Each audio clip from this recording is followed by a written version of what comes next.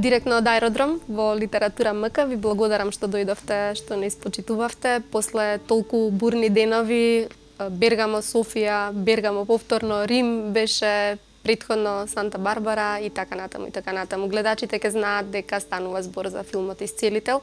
Вечерва мој гостин во Астрорум, Ѓорче Ставревски. Добре дојдовте. Здраво, добре те најдов. Како е сега вашиот впечаток од филмот? Знам дека се намачивте, додека го подготвивте, додека го снимивте, но како тргна? Динамиката е огромна. Дали е во рамките на вашите очекувања или не? Процесот беше долг. Филмот од самиот почеток, од првиот ред напишан до сега поминаа 7 години. Така што тоа беше еден стварно мако трпен процес кој што траеше и веќе искрен да бидам не се ни сеќавам колку многу фази имаше од целиот развој на филмот. Почна со, да кажам, со една како семејна драма, значи беше замислен целиот филм на почеток. Меѓутоа се одлучи во еден момент да направам комедија од филмот и имав 3 драфта како драма, па после тоа направивме вториот дел, нели, направивме практички една промена. Ги внесовме сите тие елементи на хуморот во филмот и од тоа имавме 10 верзии на сценариото, че вкупно 13 верзии на сценариото, па неколку месеци припреми во предпродукција, 36 снимачки дена, значи 6 недели снимачки, 1 година монтажа, 1 година постпродукција и еве сега тераме со процесот на маркетинг и промоција. Се чини дека жанрот црн хумор е најсоодветен за овој македонски синдром, но мене ме одушевува зошто мислите филмот поминува надвор толку добро, кога станува збор за нешто што за нас до неодамна беше табу тема, марихуаната, а светот одамна ги има решено тие дилеми, изборено. Што е клучната нитка во филмот што поминува така универзално, да биде универзално разбран, обожуван, да речеме, бидејќи сите критики не се тоа обични куртоазни критики, туку се многу подлабоки и многу поискрени? Мислам дека главната причина зошто им се бендиса на луѓето и во Талин, и во Солун, и во Бергамо, еве како што гледаме, е тоа дека баш напротив филмот излезе дека уствари тоа што јас планирав да го пласирам, да го представам, не беше само марихуаната, туку имавме барем уште 2 веројатно побитни линии кои што ги раскажува филмот, а тоа е таа една љубов семејна помеѓу таткото и синот и распадот на македонското здравство. Мислам дека тие 2 линии далеку повеќе, да кажам, придонесоа за учинокот отколку марихуаната сама по себе. Мислам, хуморот се црпеше на најразлични начини, значи беше, јас сакав да биде ситуационен хумор, да биде воздржан, еден отмен хумор, да речам, да не биде... Правевте анализи, предпоставам анкети предходно што го окупира македонското внимание, различни групи на луѓе или по не инерција, туку интуиција повеќе лична? Искрен да бидам, не правев, мислам, јас си го знам народов наш и хуморот беше повеќе базиран, да кажам, на некоја моја преференца, значи цело време стално ги спомнувам тие два правци кои што ми беа омилени, да кажем, кон кои што целев додека го правев филмот, а тоа е италијанскиот неореализам и чешкиот нов бран од 60-тите години на Милош Форман и на Јиржи Менцел.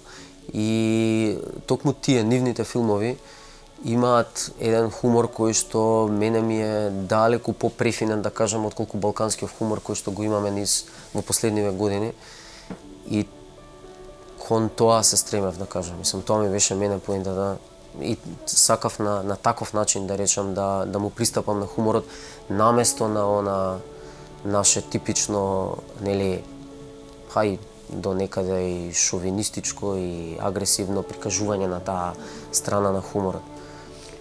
Да, без никакво преглумување и по секоја цена покажување. Мене ме одушевува што филмот, не знам дали вие сте претендирале, но мене вака како завршен производ ми делува дека не е претенциозен, односно не сте оделе на картата да ги одушевите со формата на филмот, да речеме што му се случи на Милчо Манчевски, да кажеме, се уште се изучува тој филм. Не направивте омнибус, направивте класичен филм кој што ниту пак според ефектите е нешто револуционерно, меѓутоа моќта е во приказната, предпоставам едноставниот начин на кој што е раскажана. Имавте некоја предумисла, размислувавте штом правевте толку верзии, на која публика би сакале да и се допаднете, кај кого би сакале да поминете. Бидејќи македонските писатели многу често пишуваат за битовото, а оној што почна да зборува за универзални теми, првиот го проби патот, како Гоце Смиглевски зборувам за него. Имавте такво некој размислување? Дефинитивно не сакав да биде филм за нашата историја. Значи, доста ми беа од... Мислам, ми беше таа наша... напатена. Да, напатена историја и тие теми кои што ги носиме, такви чемерни низ годиниве. Едноставно сакав да направам еден современ филм за една модерна тема која што би допрела до што е можно повеќе гледачи. Не размислував точно на која публика би се допаднал филмот, да бидам искрен. Повеќе гледав мене да ми се допадне целиот систем, целата приказна и начинот на размислување. И сакав да направам филм кој што ќе биде и гледлив, меѓутоа во исто време и ќе зборува за битни работи како што е таа наша огромна сиромаштија и нашето распаднато здравство кое што е стварно на колена и сите бегаме од него, нели, а некогаш ќе мораме да се соочиме. Проблемот, нели, со марихуаната, како што спомнавме, значи едноставно има една стигма околу користењето на таа медицинска марихуана, која што не би требало да ја има, затоа што дефинитивно помага за намалување на болки, нели, и за зголемување на апетит. Така што имаше тие неколку теми кои што мене ми беа битни и ме преокупира и се грижев, како што кажав, повеќе мене да ми се допаѓа. Ќе му се вратиме повторно на филмот, секако дека главна тема на интерес е тој, но за оние што не слушнале сега, секако на големо се сврде вниманието кон Ѓорче Ставревски. Вие сте интересен спој на научник и уметник, дали се уште таа борба постои во вас и едното со другото си помагаат, си одмагаат, бидејќи бевте најдобар ученик во Корчање со големи научни достигнувања, наградени исто така, и наеднаш вие решивте, како што ви рече една ваша професорка, да станете циркузант. Од тој сериозен свет да поминете во нешто што никогаш не било никаде во светот известно. Мислам дека беше управо професорката моја. Има една, но не верувам дека се каете. Па, искрен да бидам, често пати се каам. Често пати се каам. Мислам, ова е една чудна професија, да речам, филмаџиството. Знае да биде, стварно знае да биде многу убава, меѓутоа знае да биде екстремно тешко. Самиот процес на снимање, ако вака кој ќе ги затворам очите, кога ќе ги видам тие 36 снимачки дена позади себе, си викам како го издржав целото тоа лудило. Мислам, 12 сата снимачки дневно, 6 дена неделно, под големи притисоци и стресови, за да се едноставно за да можеме да бидеме по Во сите рамките на буџетот, во рамки на претпоставувам, буџет и во рамки на времето што сме го зацртале. Сериозно беше тешко и напорно. После тоа 12 месеци во монтажа поминати во, мислам, буквално ги проверивме сите фреймови на тие 72 сати снимен материјал. Така што толку имавме снимано за време на снимањето, издвоивме сат и 45 минути. Така што често пати се прашував дали сум ја нормален. Значи, кај ти беше паметот, Ѓорче, си викав, што убав, мислам што убава, можеби, да речам, некаква претпоставена иднина фрлив у вода, заради љубовта кон филмот.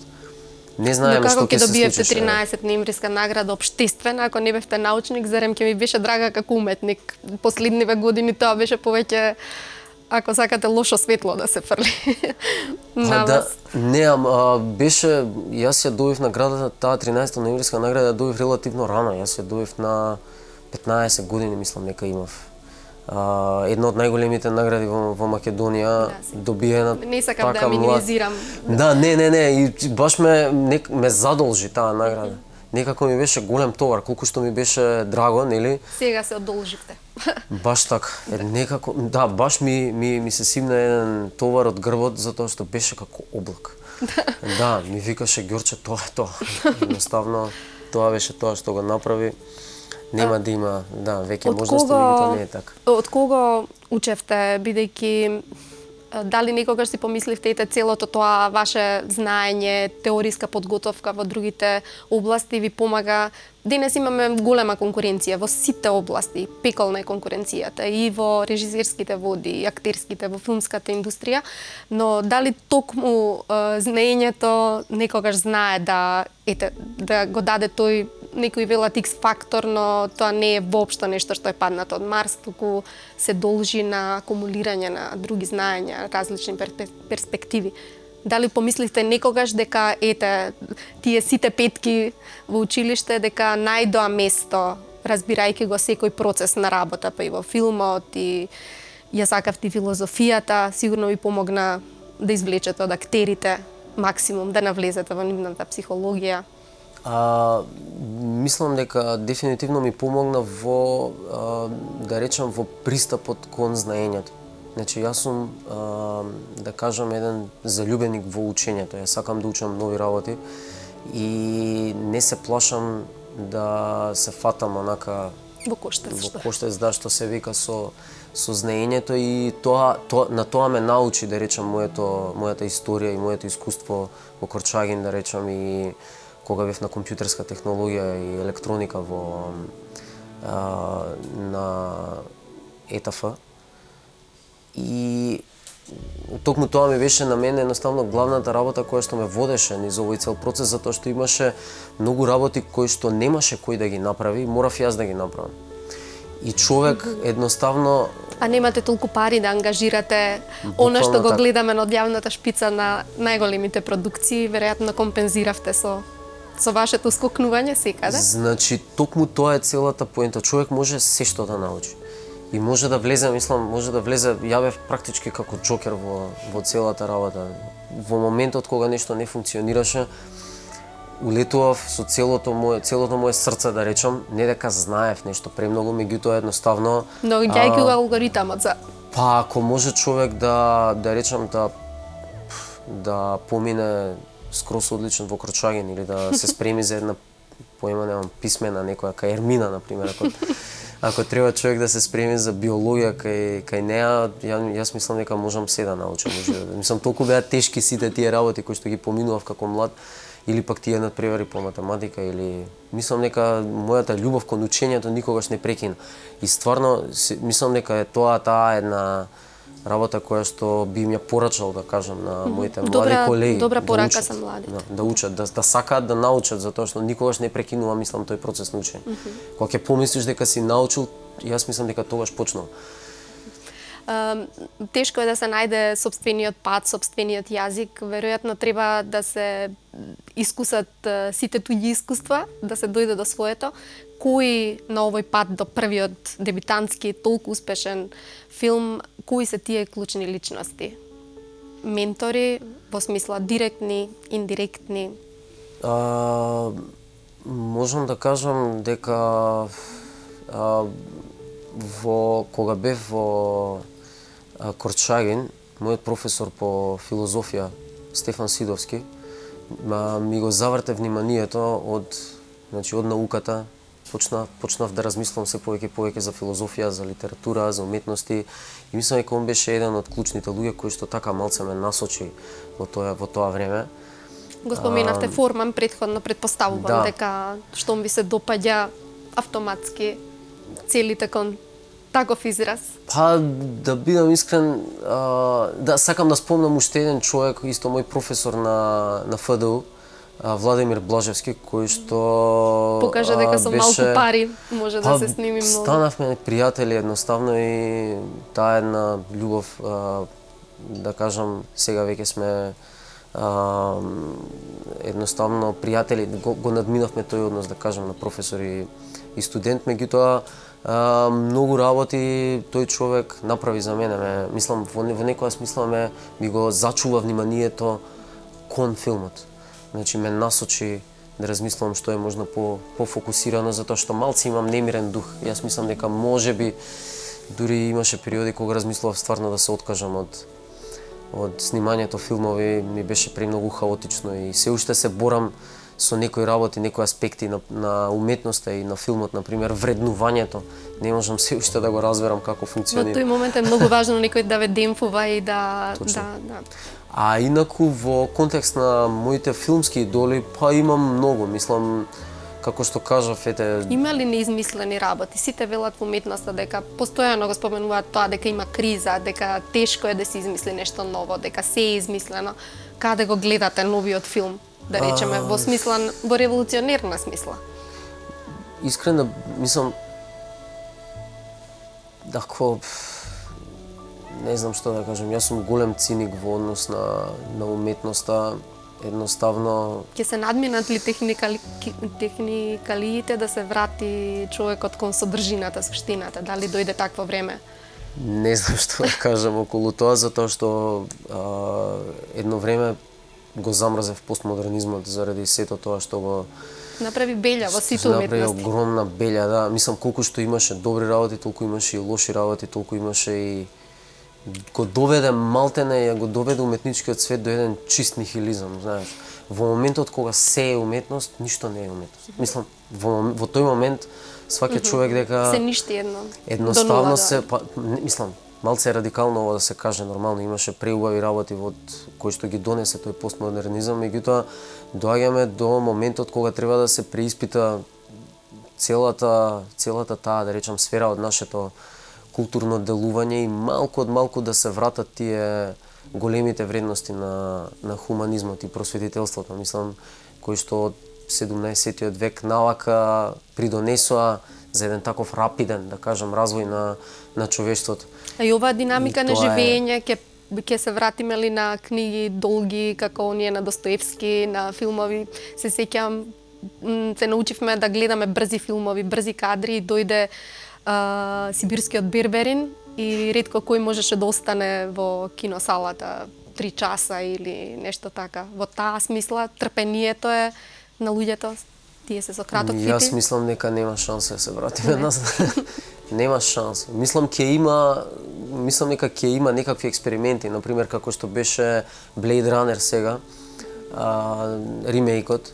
Го гледав и беше многу направен така со спори кадри, ритмот беше целиот успорен, беше направен многу старомодно во некоја смисла. Не беше анахрон? Сакаше да го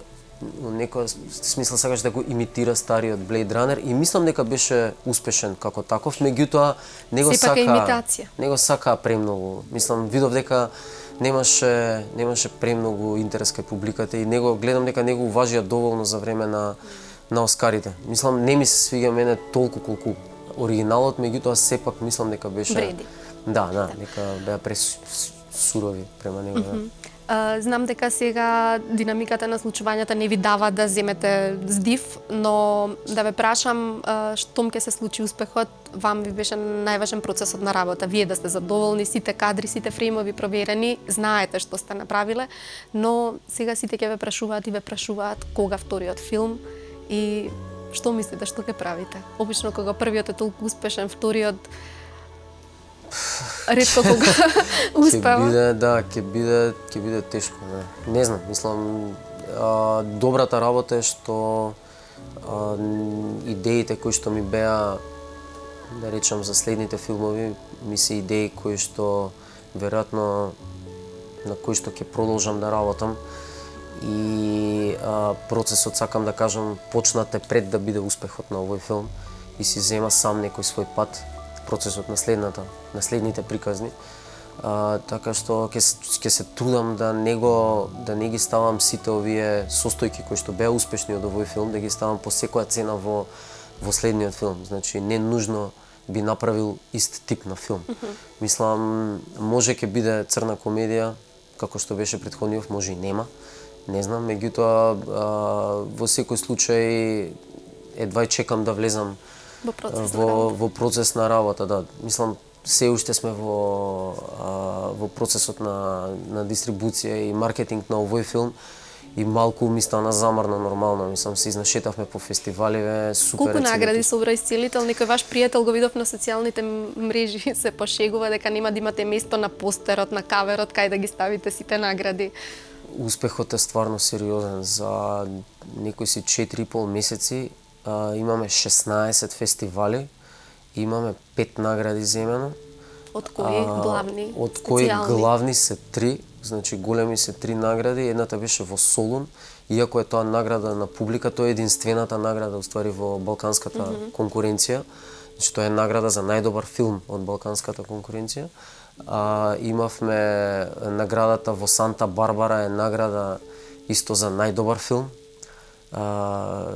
И тоа во конкуренција на сериозни филмови кои што земаа награди на Кански фестивал во Берлин и така натаму, и наградата сега што ја земавме пред 2 дена во Бергамо, и тоа е награда за најдобар филм во конкуренција на еден филм, например, како Апостази, кој што исто прекрасен филм од Обединетото кралство, кој што зема едно чудо награди, меѓутоа ете исцелител ја освои таму првата награда, меѓутоа исто и земавме 2 special mention награди, кои што едната беше во Белгија, а другата беше токму пред 3 дена беше во Бугарија, да. Сега би можела многу работи да ве прашам, но во тој филмски свет не се јасни работите. Мене искрено не ми е јасно како доаѓаме до кандидатура за Оскар. Значи годинава нема шанси тоа да биде исцелител. Ќе го изоди овој пат по фестивалите, а е можно следната година да биде во конкуренција? Кај нас обично не ги знаат, не знаат луѓето. И прво, дали го гледате филмот во конкуренција за Оскар? Искрен да бидам, мислам нема зошто да не го видам во некаква конкуренција за Оскар, нормално. Меѓутоа успехот е да се влезе во таа една првен поширока селекција која што ја прави таа нивна академија, а потоа нели во селекцијата што е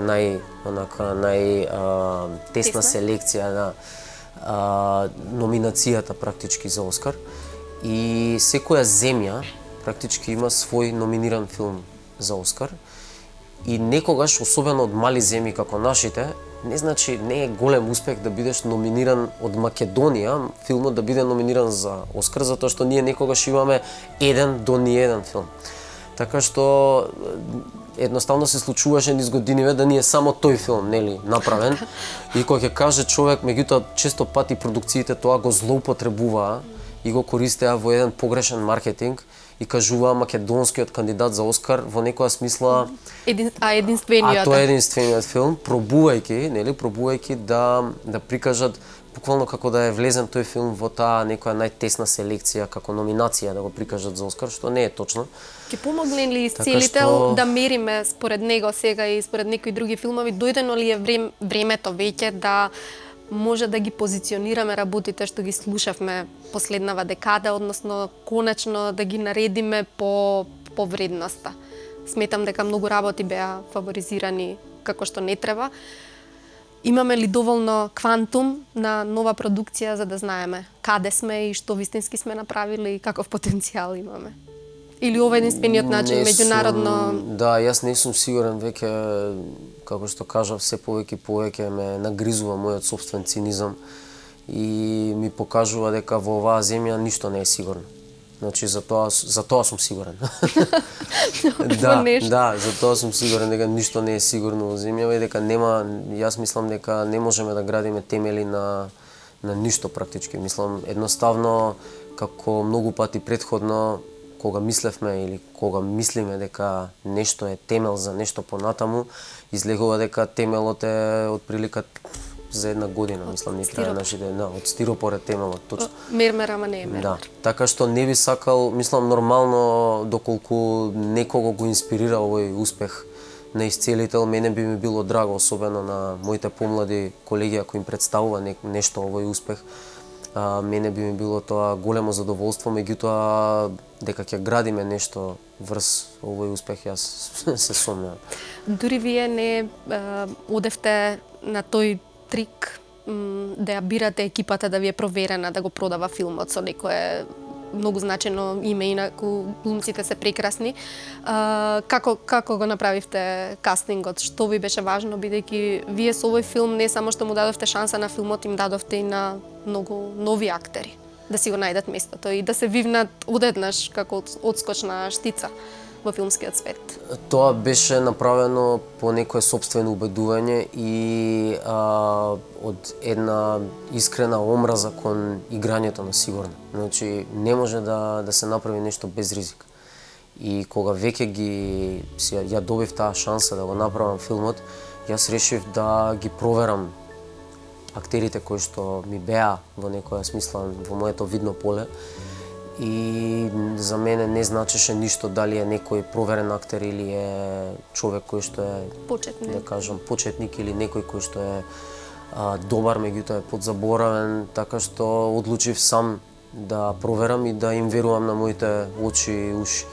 Така што беше направен кастингот најнормално, значи имавме неколку круга, ги викнавме, ги поканивме луѓето и по пат на некоја елиминација, да речам, дојдовме го избрусивме, да кажам, тој ефект што се виде во филмот. Значи не ми беше стварно битно.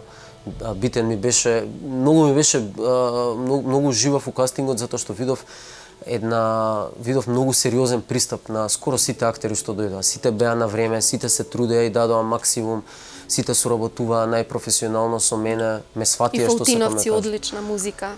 Фолтин исто, да. Со Бранко сме долгогодишни пријатели и јас претходно правев музика, мислам, соработував со Огнен Анастасовски. Бейдафиш, да, еден прекрасен наш музичар, на некои си 3 филма соработувавме заедно, меѓутоа имате 3 краткометражни, изумев пред овој ви е прв долгометражен. Ова ми е прв долгометражен филм, да. И се одлучив за Бранко и за, да речам, 3/5 Фолтин. Да. Така се зафркаваат они, да. Бранко, Пеце и Гоце. Се одлучив да работиме заради тоа што не можев да го извадам тој нивни звук од глава во контекст на овој филм. Значи мислам дека беа најсоодветни од сам старт беа за нашиот. Може би несвесно и сцените сте ги возеле така, мислејќи на нивната музика, затоа толку добра легнала. Беше, имав низ глава, ми се мота, со Бранко одма почнавме да соработуваме, така што да. Што е следно вам, од ден во ден ви се случуваат работите? Следни фестивали, имате најави или секојдневно расте побарувачката за Ѓорче Ставревски? Цело време има по нешто. Например, утре ќе биде филмот прикажан во Канада во рамки на универзитетот во, мислам дека беше во како се викаше, факултетот нема да ми текне, меѓутоа еден наш... Торонто или Монтреал? Мислам дека е во Торонто. Наш докторант, да речам, Огнен Вангелов, он студира таму и ќе го прикажат во рамки на факултетот по негова иницијатива, да, веќе се договорија со нашите престижни селс агенти, како што кажав, продажни агенти од Франција за прикажување. Ќе биде прикажан на фестивал уште еден во Франција, во Обањ, во компетиција, значи таму сме во напреварувачка програма. Ќе игра уште 2 проекции има во Прага, Значи денес е едната проекција, мислам дека утре е уште едната проекција. И се спремаме за уште неколку изненадувања. Значи филмот ќе игра, дефинитивно ќе го проложи својот пат. Некогаш наоѓате инспирација во книгите за сценарио? Некоја идеја што ве окупира од литературата, бидејќи се сетив дека зборуваме во ваков амбиент, па да го завршиме така и разговорот? Дефинитивно можам да кажам дека многу почесто да кажам читам отколку што дури и гледам филмот. Уживам во најразлична литература, од белетристика до стручна литература. Имам една книга која што многу ја сакам за начинот на кој што модерната статистика, например, може да му помогне на човек да размислува. Се вика How Not to Be Wrong. Може да се искалкулира? Па има многу работи кои што Со колкава статистичка грешка?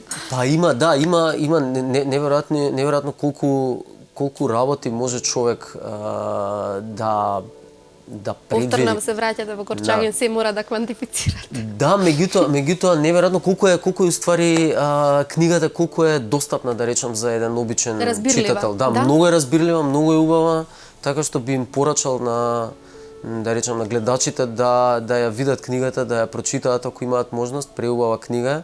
А инаку од белетристика можам да спомнам една книга на Джулиан Барнс, која што се вика The Sense of an Ending. Не знам како се вика на македонски. Чувството на... Не знам дали е преведена. Не знам дали беше преведена. На српски беше. Преубава книга, ептен убав роман и The North Water има една книга прекрасна на манчестерски еден писател, втор роман му е.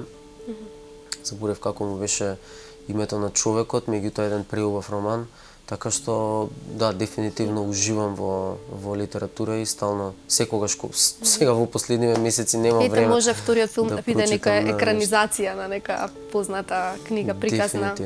Дефинитивно, мислам да уживам у добра литература и многу се поблиску романот и филмот отколку, да речам, дури филмот и театарот, например. Многу е поблизок за мене романот до филмот. Мислам, во начинот на раскажување, мислам дека во начинот на конструирање на приказните, мислам дека се поблиски еден од друг.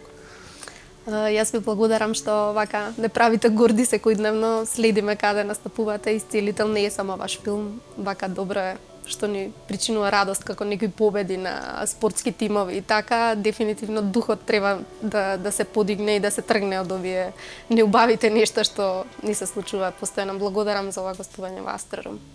Фала, Бранка, што ме викна. Драго ми беше, задоволство да бидам во оваа емисија.